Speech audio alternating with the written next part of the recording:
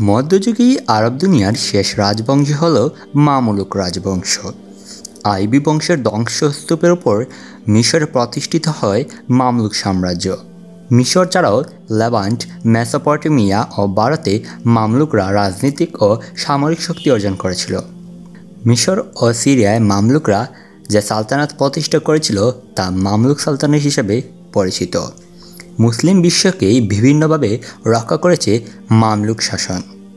মিশরের ইতিহাসে এক গৌরবোজ্জ্বল অধ্যায়ের সূচনা করে মামলুকরা, এমনকি মঙ্গলদের বিরুদ্ধে যুদ্ধ করেও টিকেছিল সালতানাত। আর দি ডেইলি মেজর এখনকার এই ভিডিওতে আমরা জানব মামলুক তথা কৃতদাসের সাম্রাজ্য সম্পর্কে। আর ভিডিওটি শুরু করার আগেই আপনাদের কাছে একটি বিশেষ অনুরোধ, আপনি যদি আমাদের এই চ্যানেলে নতুন হয়ে থাকেন তাহলে অবশ্যই আমাদের চ্যানেলটি সাবস্ক্রাইব করে পাশে থাকা বেল আইকনটিতে ক্লিক করে বাজিয়ে দেবেন।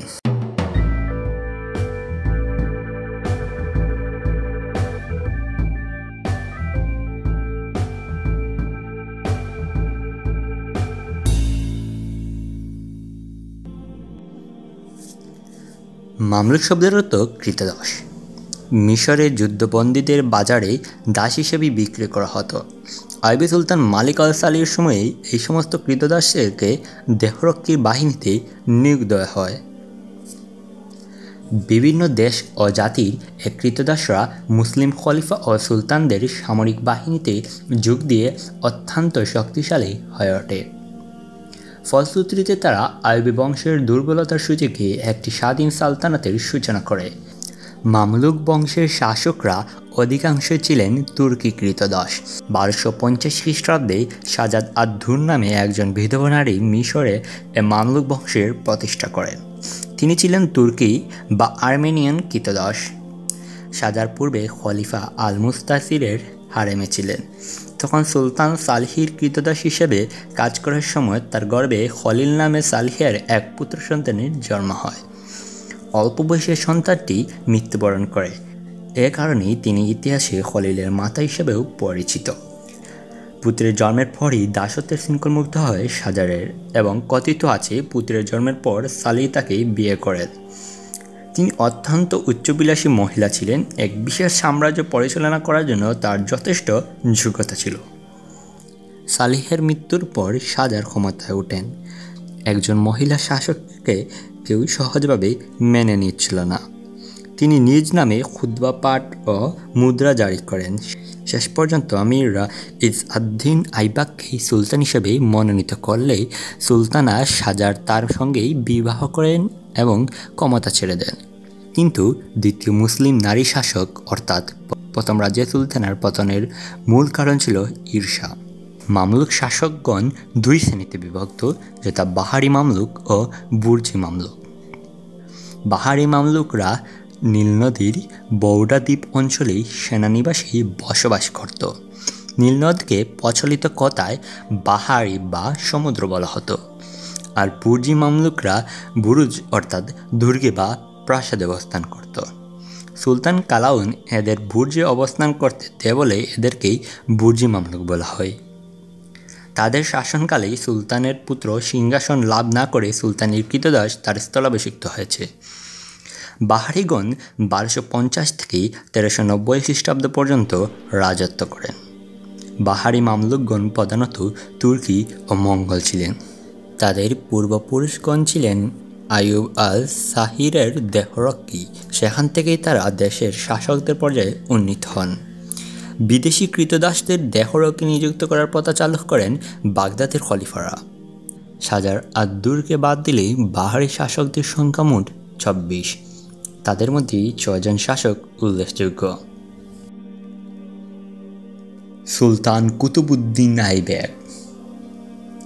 ইজ্জত আদ-দিন আইবেক ছিলেন প্রথম মামলুক সুলতান। তিনি 1250 থেকে 1257 খ্রিস্টাব্দ মৃত্যুর আগ পর্যন্ত শাসন করে গিয়েছিলেন। তিনি ছিলেন একজন সাহসী ও বীর যোদ্ধা। তিনি সুনিপুণ কৌশলে সমগ্র রাজ্যে শান্তি ফিরিয়ে আনেন। আইবেক ব্যক্তিজীবনে সাজ্জার আদ-দুরের প্রভাব থেকে মুক্ত হতে চাইলেই দুজনের সম্পর্কের চরমাবনতি হয়। আইবেক দ্বিতীয় বিয়ে করতে চাইলেই হিংসার বশীভূত হয়ে সাজার তাকেই হত্যা করেন। এতে আমিররাও ক্ষিপ্ত হয়ে শাহজাহানের ওপর প্রতিশোধ নিতে তাকে নির্মমভাবে হত্যা করে। এরপর আমিররা সুলতানের পরিত্যক্ত প্রথম স্ত্রীর পুত্র আলীকে আল মালিক আল মনসুর উপাধিতে ভূষিত করেন এবং মামলুক সিংহাসনে বসান। কিন্তু সে মাত্র 15 বছরের নাবালক হওয়ায় তার প্রতিনিধি হিসাবে আইবেকের সহকারী কুতুজ রাজপ্রতিনিধির পদ গ্রহণ করে 1259 খ্রিস্টাব্দে নিজেই সিংহাসনে বসেন।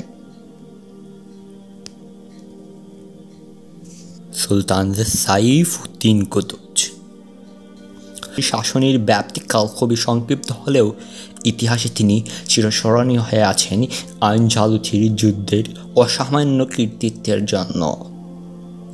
1260 সালে সংগঠিত হয় ঐতিহাসিক আইনি জালুতের যুদ্ধ। মামলুক ও মঙ্গলদের মধ্যে সংগঠিত হয় যুদ্ধে মামলুকরা মঙ্গলদের পরাজিত করেন। আর আইনি জালুতির সম্পূর্ণ ঘটনা জানতে দি ডেইলি মিরর এই ভিডিওটি দেখুন। সুলতান রুকনুদ্দিন বাইবার্স ছিলেন মামলুক বংশের অন্যতম শ্রেষ্ঠ সুলতান তথা মুসলিম ইতিহাসের শ্রেষ্ঠ বীর। শাহজাহার আদ-দুর মামলুক বংশ প্রতিষ্ঠাতা করলেও বাইবার্সকে বলা হয় মামলুক সাম্রাজ্যের প্রকৃত প্রতিষ্ঠাতা।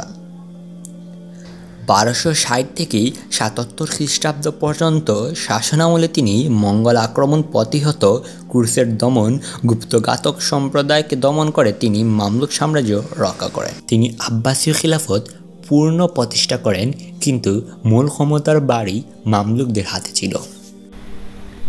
সুলতান কালাউন বাইবার্সের পর আল মালিক উল মনসুর কালাউন ছিলেন দ্বিতীয় শ্রেষ্ঠ সুলতান। তিনিও তুর্কি কৃতদাস ছিলেন। তিনি ক্রুসেড ও খ্রিস্টানদের দমনে অসাধারণ কৃতিত্বের পরিচয় প্রদানের জন্য তিনি মালিক আল মনসুর বা বিজয়ী রাজা উপাধিতেই ভূষিত হন। 1279 থেকে 1290 খ্রিস্টাব্দ পর্যন্ত 11 বছর মামলুক সাম্রাজ্য কৃতিত্বের সাথেই শাসন করেন তিনি।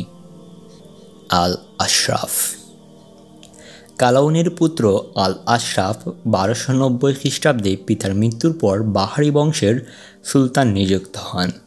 তিনিও পিতার মতোই সাহসী যোদ্ধা ছিলেন। তার সময়ে মুসলমানদের বিরুদ্ধে খ্রিস্টানদের প্রায় 300 বছর ধরে চলা ক্রুসেড বা ধর্মযুদ্ধের চিরবসান ঘটে।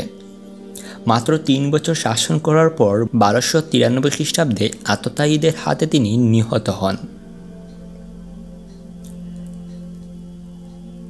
আল নাসির মোহাম্মদ সুলতান কালাউনের সর্বকনিষ্ঠ পুত্র সুলতান আল নাসির মোহাম্মদের রাজত্বকালেই মিশরের মামলুক ইতিহাস ছিল সবচেয়ে দীর্ঘ। মাত্র 9 বছর বয়সে ক্ষমতায় আসার পর 2 বার পদচ্যুত হয়ে 3 দফায় তিনি সিংহাসনে আরোহণ করেন। তার শাসনকাল যথাক্রমে 1293 থেকে 94, 1298 থেকে 1308, 1309 থেকে 1341 খ্রিস্টাব্দ। মার্জ আশ-শাফর যুদ্ধে মঙ্গলদের পরাজিত করে চিরতরে বিদায় করেন। তিনি মামলুক সাম্রাজ্যে অবদানের পাশাপাশি বাহারি মামলুক বংশের পতনের মূল কারণেও রয়েছেন। তিনি প্রজাদের উপর অতিরিক্ত করের বোঝা চাপিয়ে দিয়ে বাহারিদের পতনের অবদান রাখেন। তার মৃত্যুর পর 42 বছর ধরে 12 জন শাসক শাসন করেছেন বাহারি মামলুক সালতানাত। তারা নামমাত্র শাসক ছিলেন, আমিরগণই মূল শাসন কাজ পরিচালনা করতেন। বাহারি মামলুকদের শেষ সুলতান নাসিরের পৌপুত্র সালিহ হাজি ইবনে সাবানকে পদচ্যুত করে বুর্জি মামলুক গোত্রের প্রতিষ্ঠা করেন। আর তার হাত ধরেই 1382 খ্রিস্টাব্দে বাহারি মামলুকদের চির অবসান হয়। বুর্জি মামলুক সাম্রাজ্য বুর্জিরা 1382 থেকে 1517 খ্রিস্টাব্দ পর্যন্ত শাসন করেন। বুর্জি শাসকদের সংখ্যা ছিল মোট 23 জন। সিংহাসনের ক্ষেত্রে বংশানুক্রমিক উত্তরাধিকারী বা স্বজনপ্রীতিকে কোনো রকম আমলে নিত না বুর্জিরা। কবজির জুড়ে কিংবা আমিরদের সমর্থন আদায় করে যে সিংহাসন দখল করতে পারত সেই হতো মনোনীত সুলতান। 23 জন বুর্জি সুলতান মিলেই মোট 135 বছর রাজত্ব করেন, কিন্তু বাহারিদের মতো গৌরবময় যুগ সৃষ্টি করতে পারেননি তারা। এ বংশের উল্লেখযোগ্য শাসক ছিলেন খানুশ আল ঘুরি। তার সময়ে মারেজ দাবিকের যুদ্ধ অনুষ্ঠিত হয়। ষড়যন্ত্র লুটত, রাজ এবং হত্যার ক্ষেত্রে বাহারিদের প্রবণতাই অব্যাহত রেখেছিল বুর্জিরা। সেই কারণেই এ যুগকে সিরিয়া ও মিশরের ইতিহাসের অন্যতম অন্ধকার যুগ বলেও চিহ্নিত করা হতো। বুর্জি মামলুকদের অধিকাংশই ছিল কারাসিয়ান, শুধু খুশকদম ও মুমুর বুখরা ছিলেন গ্রিক। কেবল 9 জন সুলতান মিলে 124 বছর ক্ষমতায় ছিলেন। বাকিদের সময়কাল খুবই কম ছিল। এ 9 জন মামলুক সুলতান যথাক্রমে বারকুবা, ফারাজ, আল-মুয়াইদ, শাইখ, বারসিবে, জাকমাবা, ইনাল, খুশকদম, কাতাইবে এবং কানুসাল গুরি। অবশিষ্ট 14 জনের বিশেষ কোনো ক্ষমতা ছিল না। নানাবিধ কারণে মামলুক শাসনের অবসান ঘটে, তবে তার মধ্যে সবচেয়ে বেশি গুরুতর ছিল তুর্কিদের সাথে যুদ্ধ। 1517 খ্রিস্টাব্দে তুর্কি অটোমান সুলতান প্রথম সেলিমের হাতেই মামলুকদেরই চিরবসান ঘটে। দীর্ঘ 250 বছরে জ্ঞান, বিজ্ঞান চর্চা, ইতিহাস ও সাহিত্য, বিশ্বকোষ ও ধর্মশাস্ত্র, শিল্পকলা ইত্যাদি ক্ষেত্রে বিশেষ অবদান রাখে মামলুক সালতানাত।